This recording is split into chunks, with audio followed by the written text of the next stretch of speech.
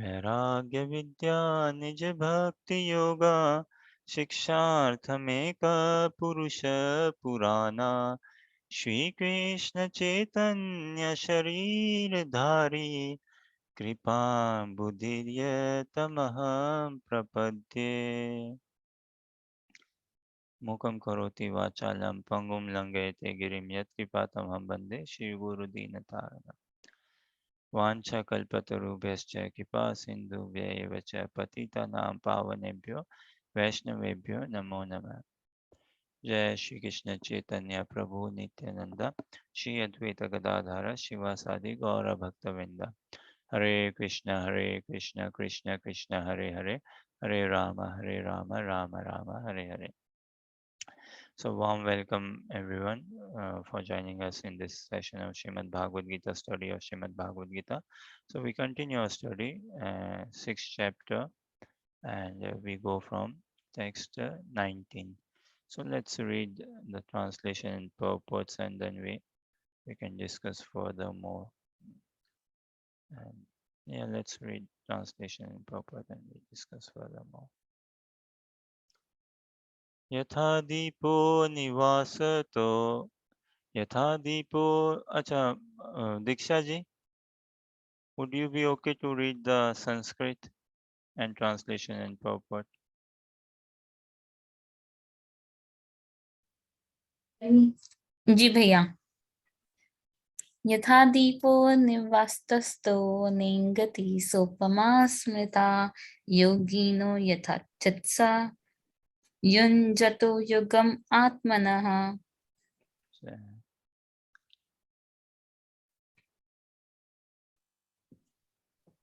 Translation: as a lamp in a windless place does not waver, so the transcendentalist, whose mind is controlled, remains always steady in his meditation on the transcendent self. Purport: a truly Krishna conscious person, always absorbed in transcendence and in constant undisturbed meditation on his worshipable Lord, is as steady as a lamp in a windless place. Translation: as a lamp in a windless place does not waver, so the transcendentalist, whose mind is controlled, remains always steady in his meditation on the transcendental self. Thank you. Hare Krishna.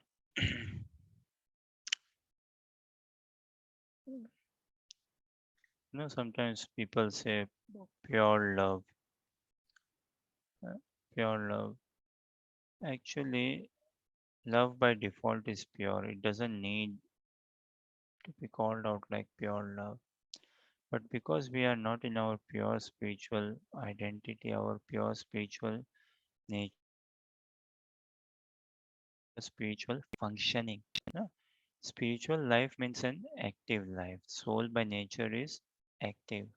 So spiritual life means an engagement in an active, pure spiritual life, pure engagement. In nutshell, spiritual life means thinking, working, acting only for the joy of Krishna. Because Krishna is our source. uh, Krishna is our source. Life is Krishna. Krishna is our life. Krishna is our heart and soul. So we understand this through Chaitanya Charitamrita, Srimad Bhagavad Gita, through japa, through reading, through the practice. Now we have to come to this state. We have to come to this position.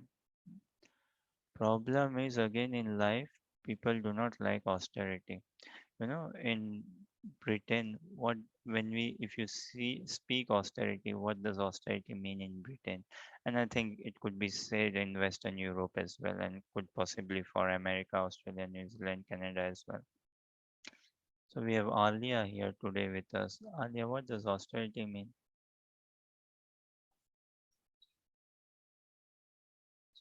Yeah, in a British sense. In a British sense, austerity is a word British government commonly use it.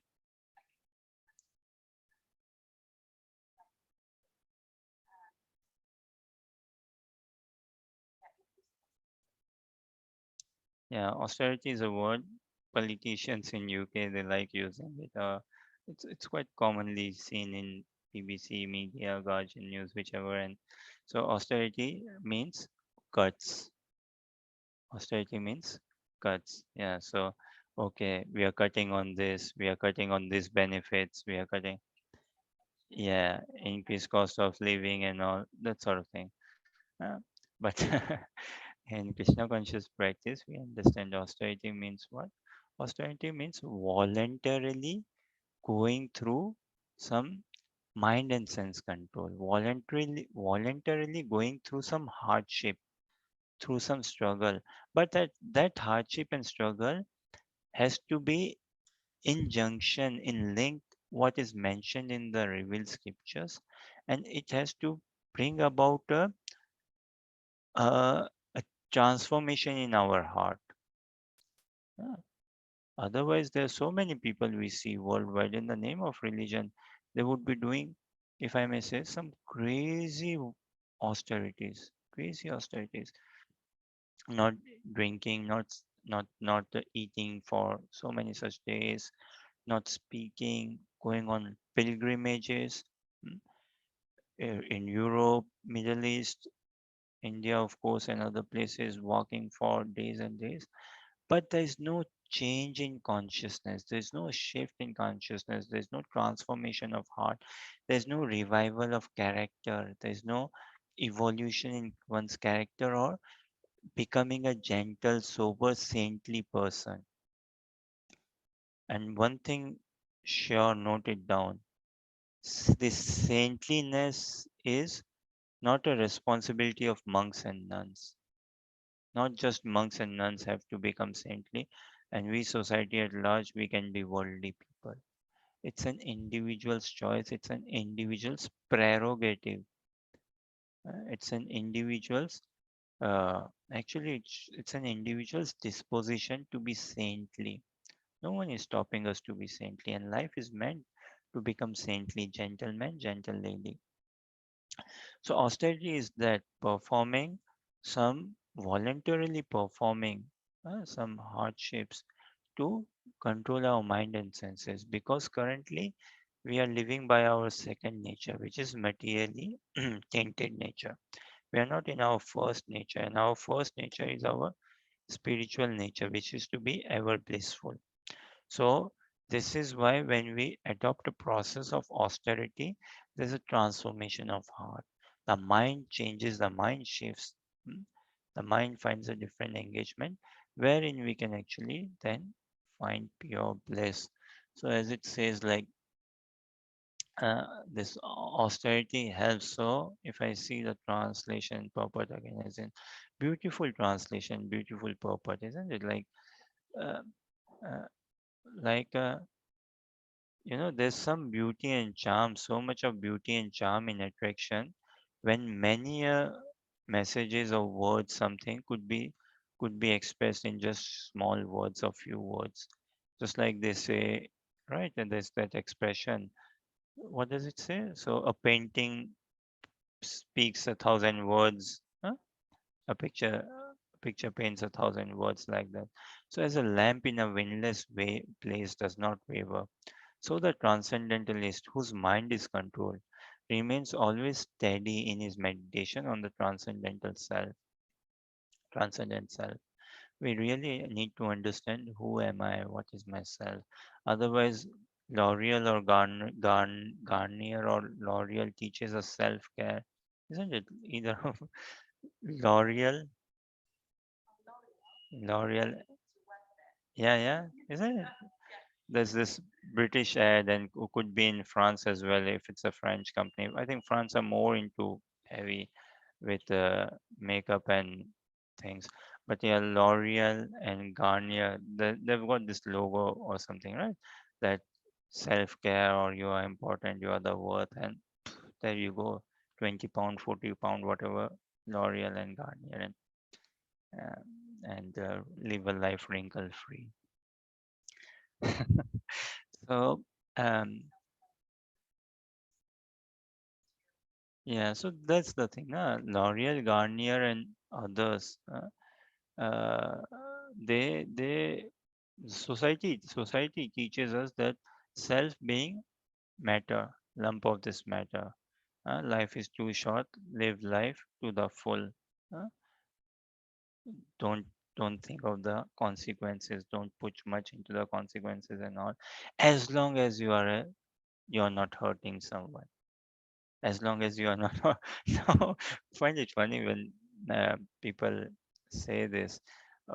Devotees go out doing books and all, right? So have some interactions, and people say, as long as you are not hurting someone, you can have as many pints as you want. You can go to Ledbrokes. You can do this, that, and all, as long as you are not hurting someone. Anyway, so thing is, the whole Krishna conscious practice is to help us come to a stage of absorption. Absorption. How can we absorb our mind? Yeah. So the journey, first of all, Krishna consciousness, it's a very holistic therapy. What Krishna is speaking is the highest therapy actually. So before coming to absorption, first beginning is relaxing the mind, calming the mind, relaxation. So the words in itself, the Sanskrit language in itself is very calming, very soothing. The chanting of Sanskrit language itself is very calming, soothing because it is a language of the gods. And we can, those who are very much into research or like researching, or if it helps some build someone's faith, surely one can research. But if someone maybe perhaps a bit more intelligent and wants to bypass the research, the time and the energy investing in research, then take on a copy of Bhagavad Gita as it is and start reading in association with devotees. Practice Krishna consciousness. That's the research for oneself, and one can check it out. One can see, as they say, the proof of the pudding is in the eating. So one can check and see. So absorption. So first absorb before coming to the stage of absorption, the mind has to be relaxed. So going through the study of Bhagavad Gita, it's very therapeutic at the soul level. We'll find our mind being relaxed. Then after relaxation comes relishment. Then only we'll relish. If we are not relaxed, if we are pulled in two directions, we cannot really relish. So if we are relaxed, as in if we are in the present moment, then we can scale up and come to a stage of relishing. And then further on, we can scale up to come to a stage of absorption, real absorption. And for this, once we know more and more Krishna, we'll experience more and more peace. We'll experience more and more relaxation. We'll experience more and more relishment in life. So we were discussing, people sometimes say, "Oh, am I in your way? Am I in your way? मैं तुम्हारे रास्ते में तो नहीं आ रहा हूँ ना?" ऐसे. Or what else? Yeah, what is the obstacle? Or what is the obstacle? Or what is holding us back? Mm, What is pulling us down, say, and all. So no one is in my way. No one is holding me back other than my own mind. Arjuna realized this. Arjuna realized this. We need to realize it for ourselves. It's not my partner who is holding me back. No, it's not my boss at work. It's not my teacher. It's not my mom and dad. It's not my children. No one is on my way other than my mind. So, see, Arjuna had this option, na, he could have told Krishna that Krishna, change the date of this war. Can you postpone this war for another 2 weeks? It will get me some time. "Oh, Krishna, can you change the place of this war?" No, no. "Krishna, can you change the opponents? Change them mindset, change their opponent's thought process. Can you change the circumstance, situation, and all? Change the other person?" No. Arjuna realized, no, it is me who needs to change. My mind needs to evolve. It is my mind which needs to grow. So Arjuna took shelter of Krishna, and he then, there's nothing more joyous than seeing oneself as a grow as well. Wow, that's conviction. When we see ourselves growing, that's conviction. And that is when we overcome doubts, we free ourselves from doubts. Having doubts is not a problem. It's kind of a sign of intelligence as well. And when we can see, oh wow, I have overcome my doubts, then we feel so energized, surcharged, powerful, so strength, so convinced. So that thing. So no one is actually on the way. It's just my mind. So none other than needs changing than my mind. So Arjuna realized this, uh, and he's speaking Krishna on this. So in order to come to actually in absorption, this is what is cherished, absorption in what we do. And we can see this absorption in material world, those who are into gambling. Some of them are so absorbed in gambling. They know that they're losing money, they're losing family relationships. I mean, I personally know a person, he's been gambling for 20, 30 odd years. He's working hard, works 6 days a week. Why? To pay some of his debts and still continue his gambling. He got separated from his wife, children, still working 20, 30 years. He couldn't manage to buy a house for himself. He's still living very shabby, very difficult state. But he cannot give up gambling, and he works. He wants to work a bit late hours so that he's fully naked and cannot gamble. But still, he's so absorbed that no, he would gamble. He still gambles. So gambling is an absorption, drinking, so much such things, and all this is very pulling us down. And likewise, we can develop this absorption on loving Krishna. Once we know Krishna, है ना, in essence, in truth, in reality, we can never afford ourselves to be then captivated by the glamour of this material energy, the temptations, which is all very fickle, all very uh, fickle. Once we find our absorption in Krishna, the Rupa Goswami teaches in his writings, in his teachings, we hear very in Braj it is said, right, that the Brajvasis, the residents of Vrindavan, uh, a newlywed uh, girl had come in the town of Vrindavan. So her mother-in-law told her that, look, girl, uh, let me warn you of this thief we have in the town of Vrindavan. Let me warn you of this mischievous, notorious person. You be careful with him. Krishna. Do not hear his name. No, do not hear his name. Or if you hear someone speaking, do not hear. Do not hear what they are talking about Krishna. When you go out to fetch water from the well and all, go out, but do not happen to see Krishna. Hmm? His dark complexion like this and all. I won't tell more. Huh? And if you happen to see Krishna, run back straight away. Do not stay there any long. If you happen to see him and if you happen to stay as well, huh, do not speak with him. Do not, if he says something, do not respond, do not reply. And do me a favor, do not look into him, do not look into his eyes. Hmm?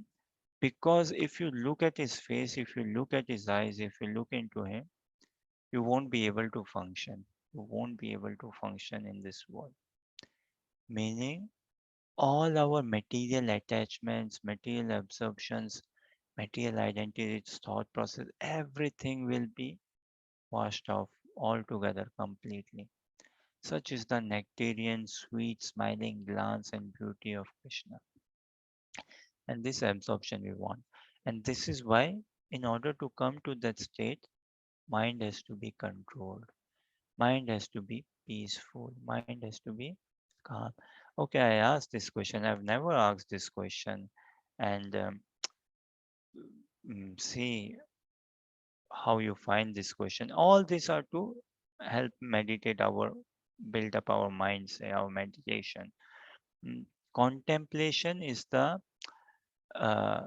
core of meditation. Say. Mm, Contemplation. In meditation, we have to be very contemplating. In practicing Krishna consciousness, we have to be very contemplative. And when we start becoming contemplative, we will find our absorption in Krishna. Then this, see, this material world, absorption is where? In woman, wealth, and wine. That is where all the chase is for uh, sense enjoyment, yeah, for matter enjoyment in that thing. And how do we shift ourselves when we become more contemplative in the nature, in the nature of Krishna? So I won't give you the answer today. Maybe I will leave the answer for another day, but I will ask this question. And if you have immediate thoughts, replies, please answer. There are certain qualities which uh,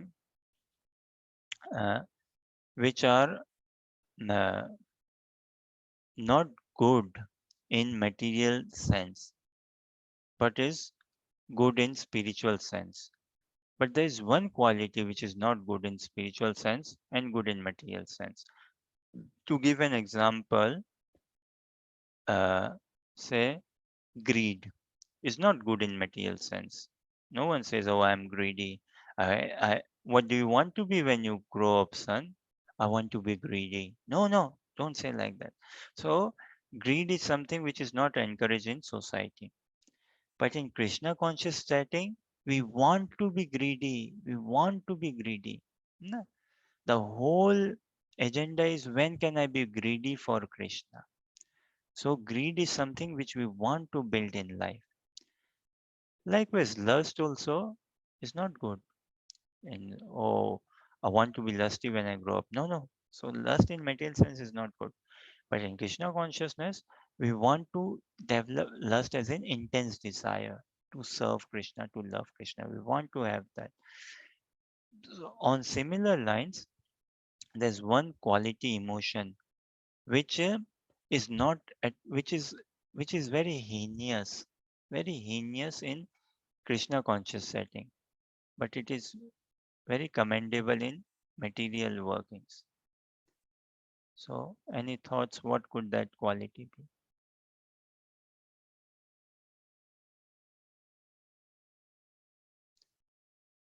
ना जैसे आध्यात्मिक जीवन में वो गुण होना बड़ा निंदनीय है, बड़ा निंदनीय है। लेकिन भौतिक जगत में वो गुण होना बहुत सराहनीय है, बहुत सराहनीय है।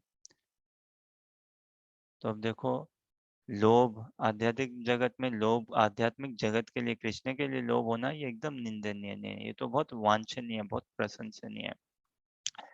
और भौतिक जगत में लोभ होना ये निंदनीय है ना? Pride, pride, no, pride is not the thing, but I'm saying pride in material societal dealings is not a good thing. Oh, he's full of pride. It's not. No one wants to be with a person who is full of pride or vanity, who is very egoistic, who likes to show off. I am the all of what I survey. So pride is not a good thing. But pride in spiritual setting, in Krishna consciousness setting, it's cherished. Yeah, I'm a devotee of Krishna. I take honor in it. I take pride in it.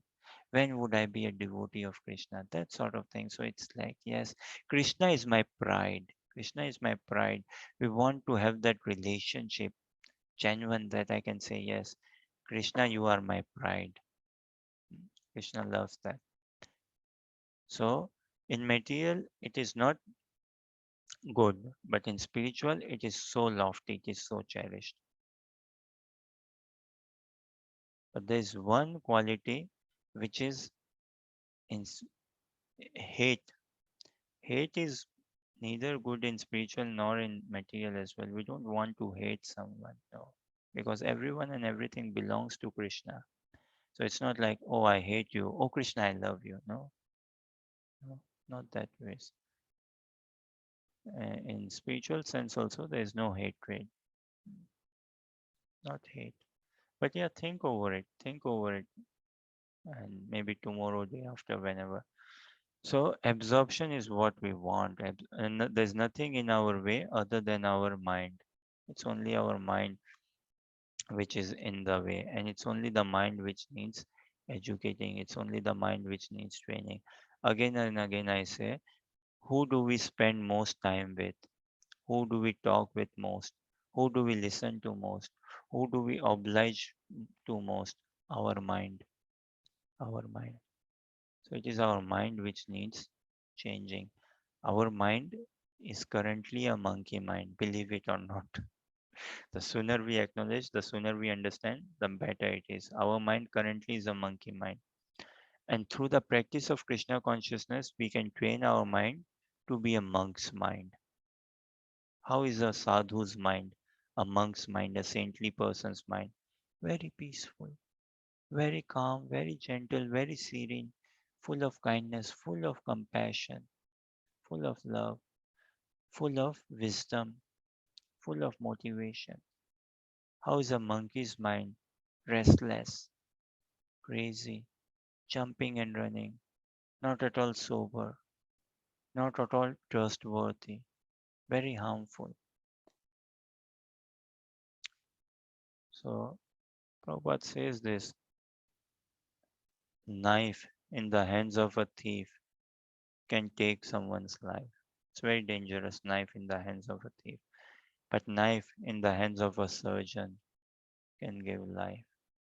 Likewise, how we use our mind. What food do we give to this mind? If we engross our mind too much on BBC, too much on YouTube, too much on binge drinking, or too much on drinking, too much on Bollywood, then we are contaminating our mind. But when we engage our mind in listening about Krishna, in speaking about Krishna, in chanting the holy names of Krishna, in making food preparations for Krishna, in learning creativity for Krishna, in doing promotional work for Krishna, that's a very sublime engagement for the mind. Mind will find real peace in that. So it's how do we channelize, how do we engage our mind? Mind needs engagement. Where do we give it the engagement? Any thoughts, questions, or comment?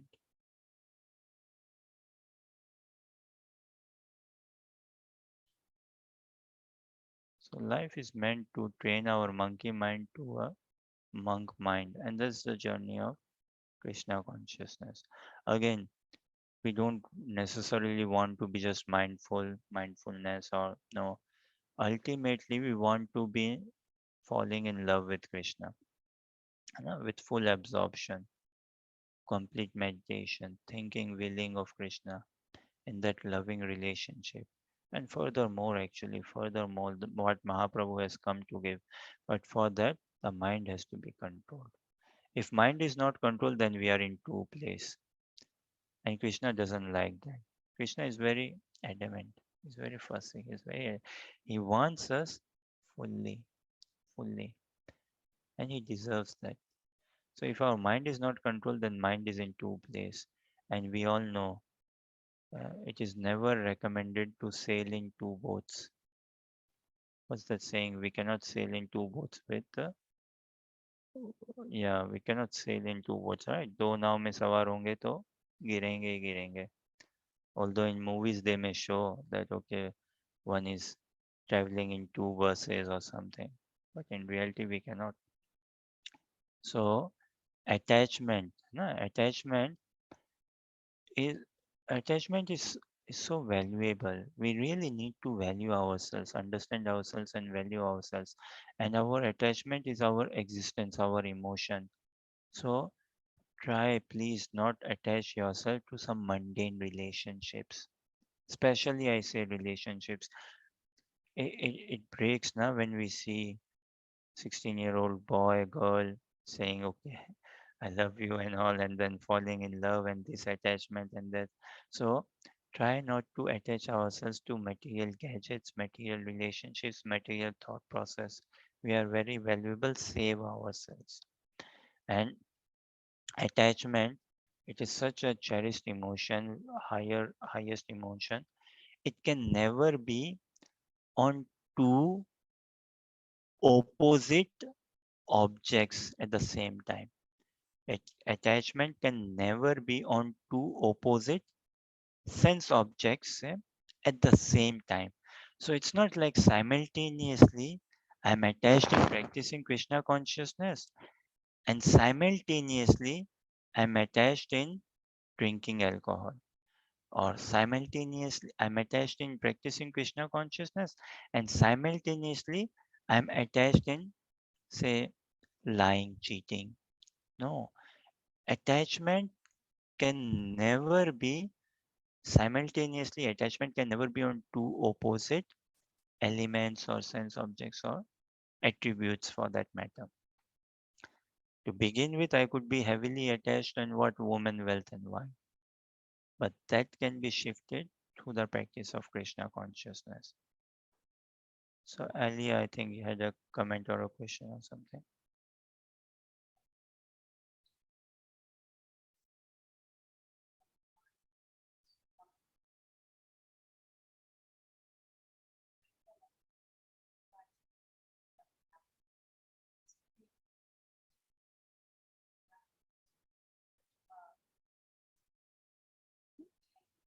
Yeah, so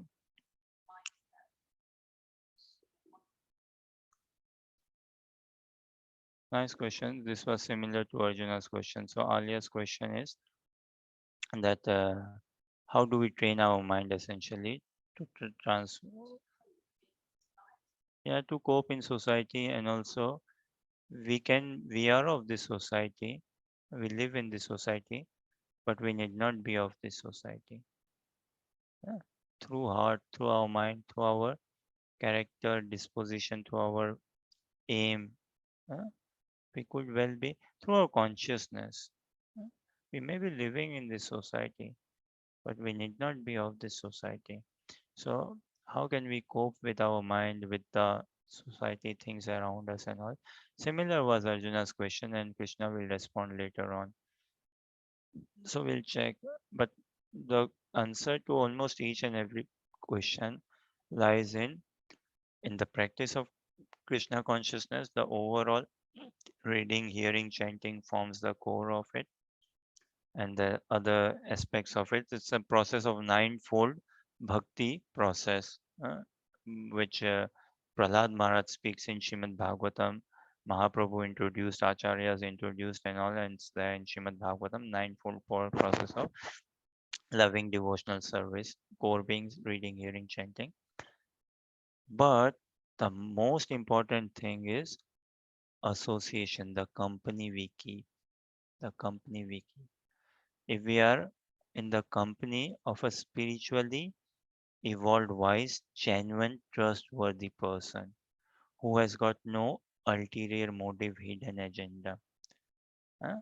Who is pure in his chase for Krishna, who wants nothing other than Krishna, other than the lotus feet of Krishna, the service of Krishna, and who is obsessed with Krishna, and who has nothing but to give Krishna.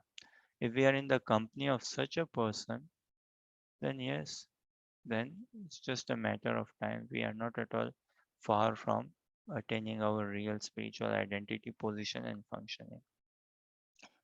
So the most important, the whole life is again meant to search out a Krishna conscious person. Once we get hold of a Krishna conscious person, that will rub on our shoulder fully, thoroughly. Does that somewhat help? Okay, let's see next.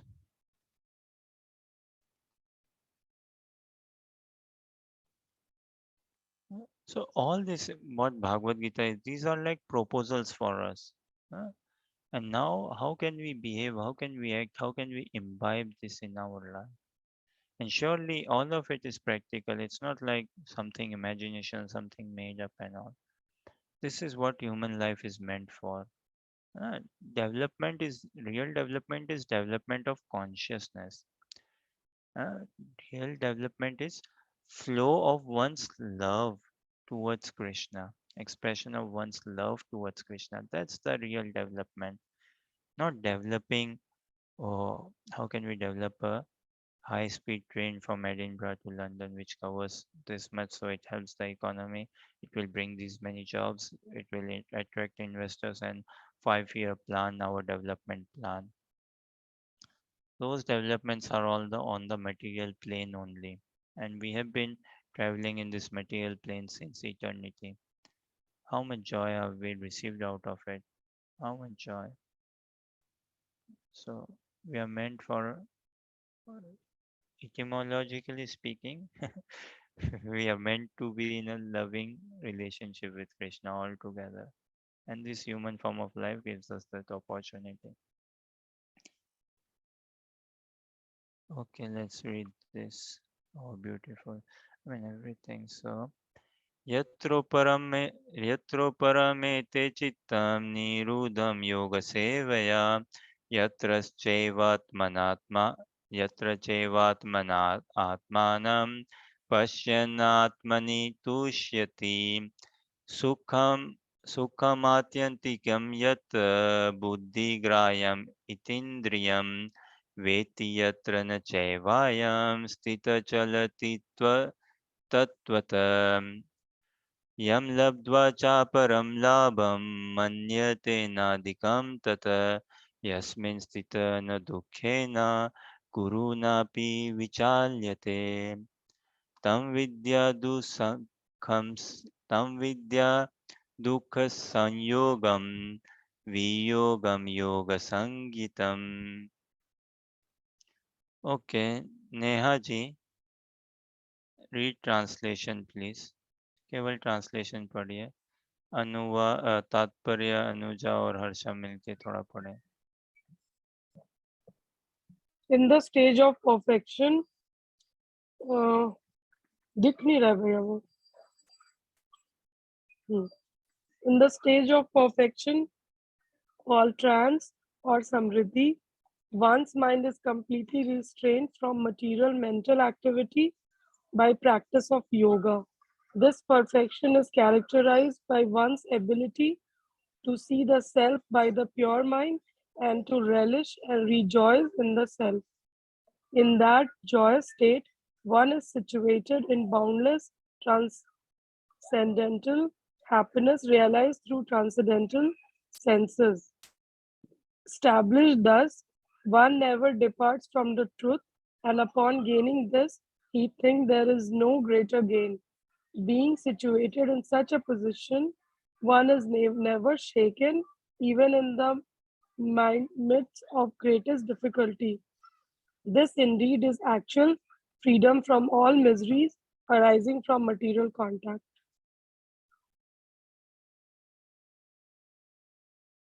Anuja, read purport.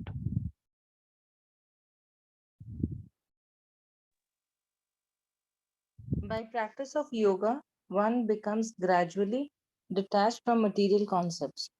This is the primary characteristic of yoga principle.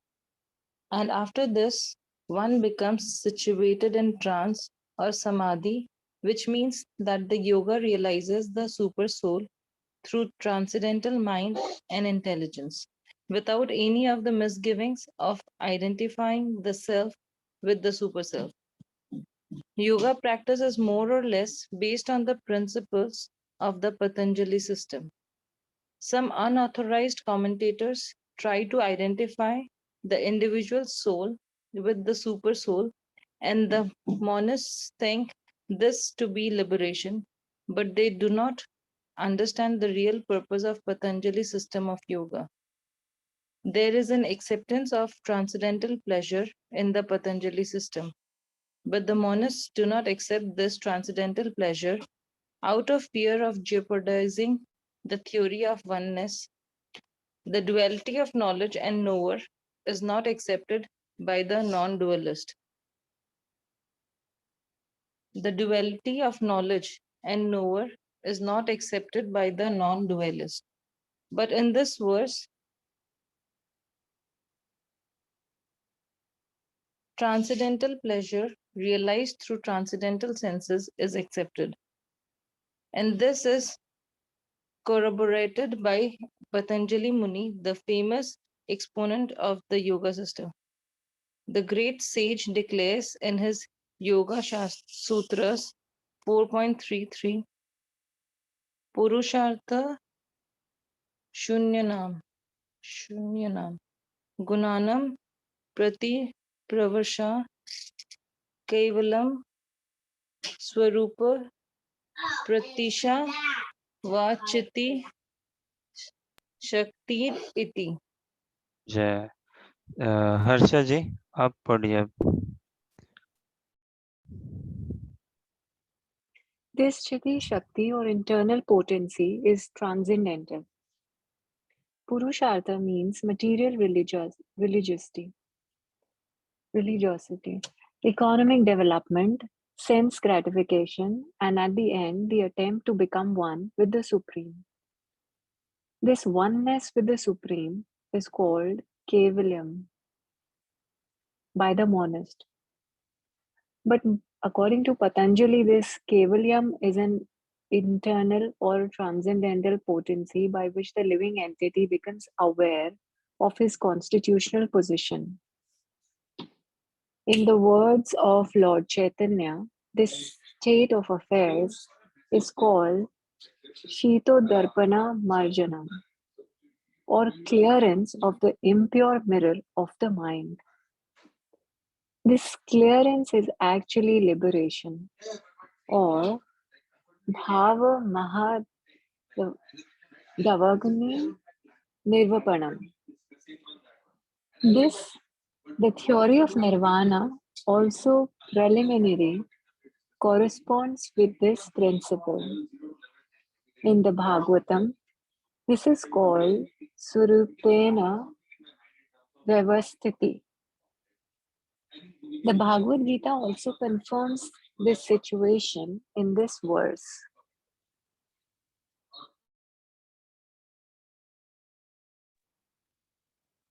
After nirvana or material cessation, there is the manifestation of spiritual activities or devotional service to the Lord, known as Krishna consciousness.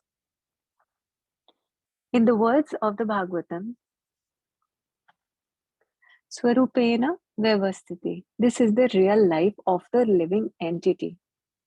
Maya or illusion is the condition of spiritual life contaminated by material infection.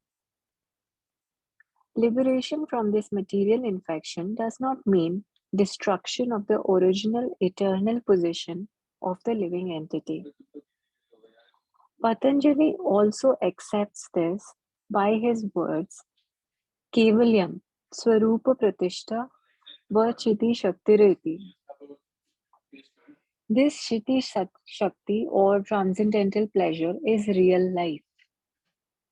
This is confirmed in the Vedanta Sutra as Anandamayo Bhyasata. This natural transcendental pleasure is the ultimate goal of yoga and is easily achieved by execution of devotional service or Bhakti Yoga. Bhakti Yoga will be vividly described in the 7th chapter of Bhagavad Gita. Anuja पढ़िए।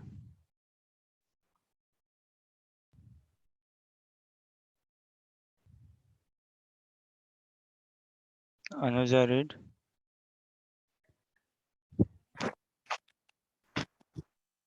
In the yoga system, Ashish?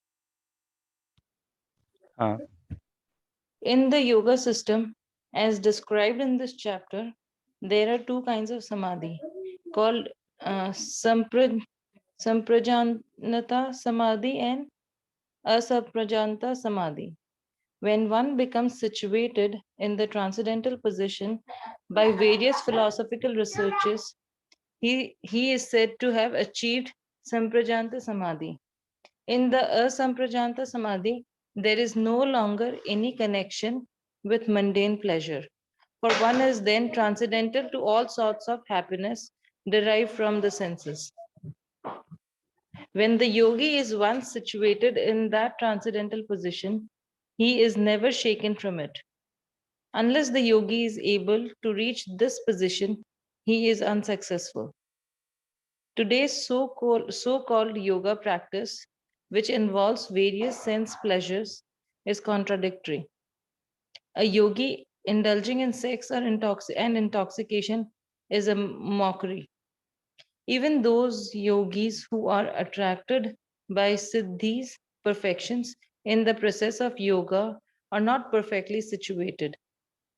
If yogis are attracted by the byproducts of yoga, then they cannot attain the stage.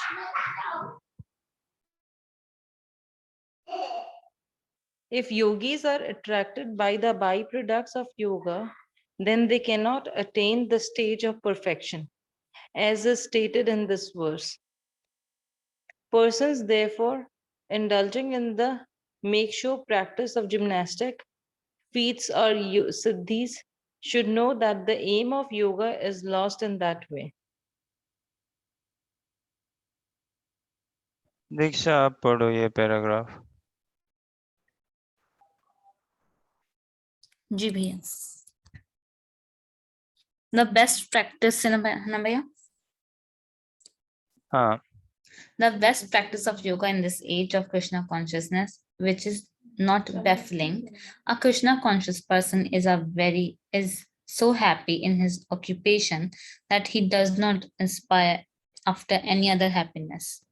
There are many impediments, especially in this age of hypocrisy, to practicing Hatha Yoga, Dhyana Yoga, and Jana Yoga. But there is no such problem in executing Karma Yoga or Bhakti Yoga. As long as the material body exists, one has to meet the demands of the body, namely eating, sleeping, defending, and meeting. But a person who is in pure Bhakti Yoga or in Krishna consciousness does not arouse the senses while meeting the demands of the body. Rather, he accepts the bare necessities of life, making the best use of a bad bargain, and enjoys transcendental happiness in Krishna consciousness. He is callous towards incidental occurrence, such as accidents, disease, scarcity, and even the death of the most dear relative. But he is always alert to execute his duties in Krishna consciousness or Bhakti Yoga. Accidents never deviate him from his duty, as stated in Bhagavad Gita 2.14. Agama Payoni Nityasa Tamas Titikshasva Bharata. Bharata. He endures all such incidental occurrence because he knows that they come and go and do not affect his duties. In this way, he achieves the highest perfection in yoga practice.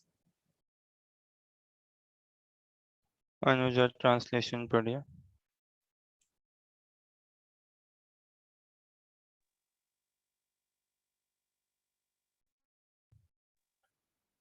In the stage of perfection called trance or samadhi, one's mind is completely restrained from material mental activities by practice of yoga.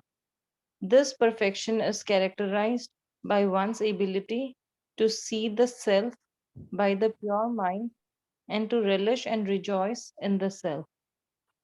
In that joyous state, one is situated in boundless transcendental happiness, realized through transcendental senses. Established thus, one never departs from the truth, and upon gaining this, he thinks there is no greater gain. Being situated in such a position, one is never shaken, even in the midst of greatest difficulty.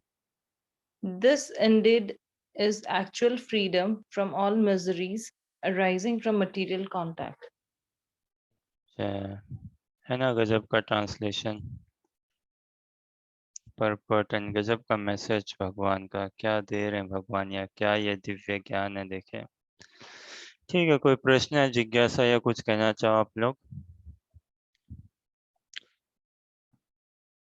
Thinking we'll leave it here and we'll continue our study tomorrow.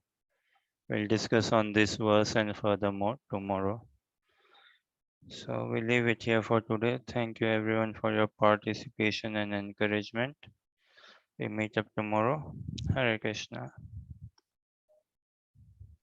Hare Krishna. Hare Hare Krishna. Krishna.